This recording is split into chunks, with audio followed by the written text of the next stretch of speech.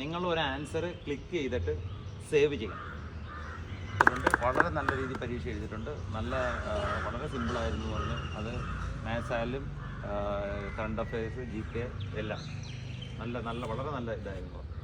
നിങ്ങൾ ഒരു answer click ചെയ്തിട്ട് സേവ് ചെയ്യണം.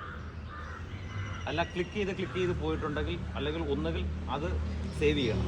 സോ ഇനി പരീക്ഷ എഴുതാൻ പോകുന്ന നിങ്ങളുടെ സുഹൃത്തുക്കളോടായാലും മറ്റുള്ള കുട്ടികളോടായാലും ആരായാലും ഏത് കുട്ടിയായാലും ജോലി കിട്ടും, പഠിക്കുന്നവർ ജോലി കിട്ടട്ടെ.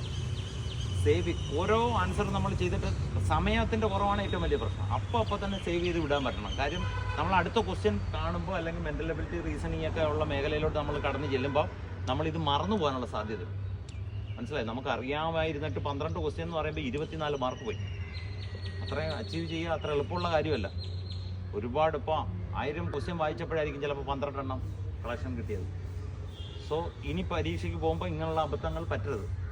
നിങ്ങളുടെ കൂട്ടുകാരുടെ ഇടയിൽ വെളിയിൽ നിന്നുള്ളവരായാലും നമ്മുടെ കുട്ടികൾ മാത്രമല്ല മറ്റുള്ളവരായാലും നിങ്ങളൊന്ന് ഷെയർ ചെയ്യണം. അപ്പം തന്നെ സേവ് ചെയ്താണ്. നിങ്ങൾക്ക് കൺഫേം ആൻസർ മാത്രം ചെയ്യുക, അത് അപ്പം തന്നെ സേവ് ചെയ്യും. പിന്നത്തേക്ക് മാറ്റി വയ്ക്കുക. അത് ഏത് പരീക്ഷ എഴുതാൻ പോയാലും ഈ ഒരു പാറ്റേൺ അപ്ലൈ ചെയ്യണം. കേട്ടല്ലോ? മറക്കരുത്.